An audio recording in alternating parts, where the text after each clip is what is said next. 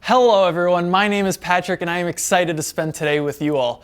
All month we've been learning about the importance of friendship and how friendship can make our relationship with God stronger.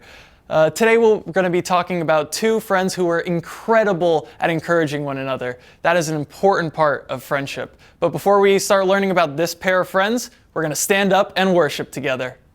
Let's do it.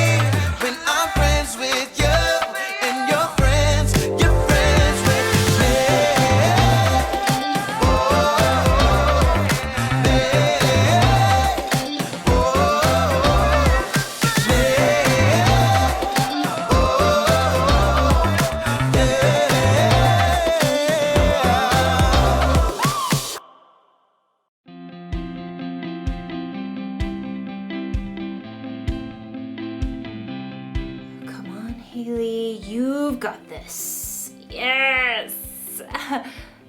You ever notice with games like this, there's never really a winner. There just seems to be one big loser. That's how I feel with most games. It doesn't seem to matter how much I practice, I can't ever seem to win. It's true with everything. Badminton, lawn bowling, frisbee golf. It can be kind of discouraging. I need a little cheering up. which is where friendship comes in.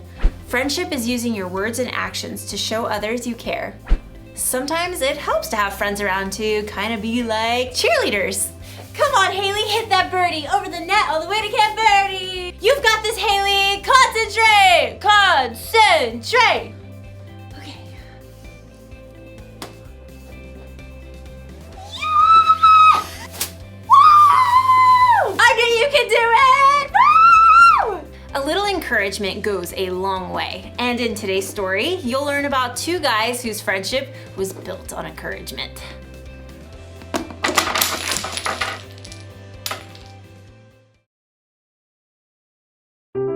The Bible. It's 66 books of history, stories, letters, and poetry that fit together to form God's one big story. The epic adventure of how He created us and loves us so much that He made a way to rescue us.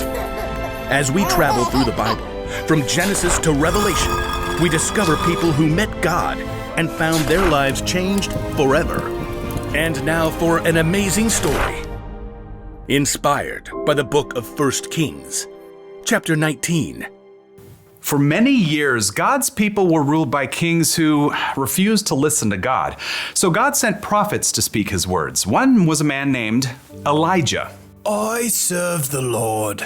Elijah did amazing things through God's power, like calling for rain after 3 years of drought and bringing a dead boy back to life. But being a prophet was a lonely, difficult life. After the evil queen Jezebel threatened his life, Elijah fled to Mount Horeb. God, I've been committed to you, but the people have turned their backs on me. I am the only prophet left. God already had an answer to Elijah's pleas. A friend. Go back the way you came. Anoint Elisha from Abel-Meholah as the next prophet after you. So Elijah tightened his belt and set out along the road. When he finally reached the town, he noticed several young men plowing with a dozen pair of oxen. And in the very last field, he noticed one of the young men struggling to keep his oxen in line. Get up there, Ham.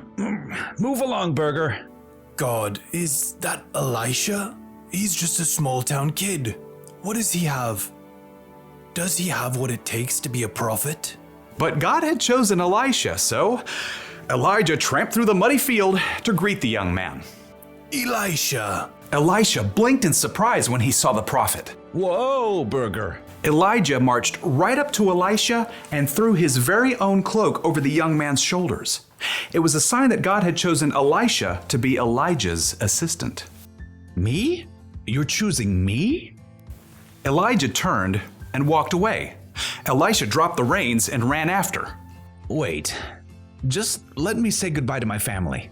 Then I'll come with you. Go right ahead. I'm not making you do anything. Yes, sir. Right then and there, Elisha broke apart his plow and used the wooden pieces to start a fire. He cooked a meal and called all his family and friends over to share it with him. I'm leaving to travel with Elijah.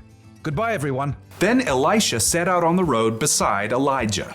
I don't really know how to be a prophet, or even a prophet's assistant. That's okay. You'll learn. So over the years, Elisha followed Elijah everywhere as a close companion and good friend, and he watched and listened intently as Elijah spoke God's words to powerful kings and did incredible things. One day, Elisha and Elijah left the town of Gilgal on the way to Bethel, and they both knew that God was about to do something very breathtaking. God was going to take Elijah up to heaven. Stay here, Elisha. The Lord has sent me to Bethel. Elisha wasn't about to leave his friend to go it alone. As sure as the Lord and you are alive, I won't leave you. At Bethel, the same thing happened. Stay here, Elisha. The Lord has sent me to Jericho. As sure as the Lord and you are alive, I won't leave you. It happened once again in Jericho. Stay here, Elisha. The Lord has sent me to the Jordan River. As sure as the Lord and you are alive, I won't leave you. You do realize you're repeating yourself. Together, Elisha and Elijah reached the banks of the Jordan River. The waters flowed dark and deep. Elijah removed his coat and rolled it up. And then he struck the river. Immediately, the waters parted to the right and left. Elisha and Elijah walked across the river on dry ground. They reached the opposite bank. Tell me, what can I do for you before I'm taken away? Elisha didn't want to lose his friend and mentor, Elijah, but he'd learned many things in the last few years. Please, give me a double share of the Spirit God has given you. Only the Lord can do that. But if you see me when I'm taken away, that means you will receive what you've asked for. Elisha nodded, and the two men walked on in silence. Suddenly, a wild wind whipped up, and a chariot and horses appeared, blazing with fire. Elijah. The flaming chariot flew down right between the two men. It caught up Elijah and carried him up to heaven, driven by a strong wind. Elijah, you are like a father to me. Elisha stared into the sky until the last breath of wind and the final hint of flame were gone. Then, in great sorrow, he tore his own clothes. My best friend is gone. Glancing down at the ground, he saw Elijah's coat.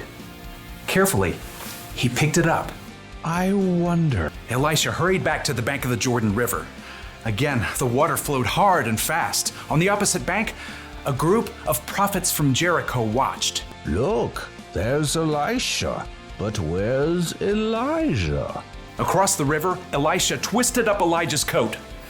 He called out in a loud voice, Where is the power of the Lord? Where is the power of the God of Elijah? Then Elisha struck the water just as Elijah had done. And just like what happened before, the waters parted to the right and left.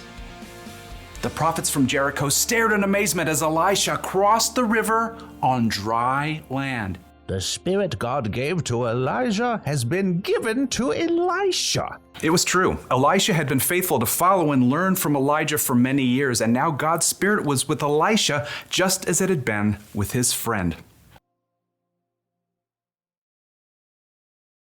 One way to be a good friend is to just be there when they need you. Look at today's story. Elisha was there for Elijah right to the very end. And even after he died, Elijah's spirit was with Elisha. Now, I don't know exactly how Elijah's spirit was with Elijah, but it sounds pretty cool. Jesus said God would send a friend to always be there for us. The Holy Spirit is the ultimate friend. He gives you wisdom when you're confused, strength when you're feeling weak, and encouragement when you need it the most. That's the kind of friend we should be. You can cheer your friend on when they play sports, or even if they have an audition, or a hard test. You can give someone a shoulder to cry on when they've had a rough day or when something sad happens. Sometimes it's best not to say anything and to just be there for your friend.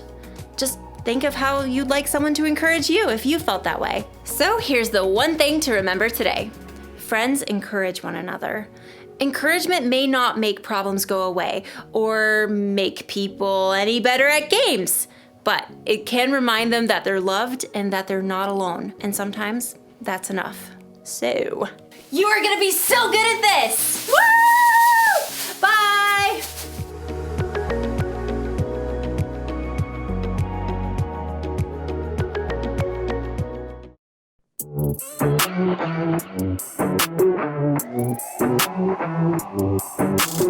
Jesus, you have been so faithful. Jesus, you have been so true. I will be forever thankful, 'cause I never had a friend like you. Help me to be who you've been to me, to everyone I see. Let us love one another with our love like no other yet. That's the way you love us, God. Never turn away, you are with us every day, yeah. That's the way you love us, God. Your love has always been beginning to end. There's never been a better friend. So let us love one another with our love like no other, yeah. That's the way you love us, God.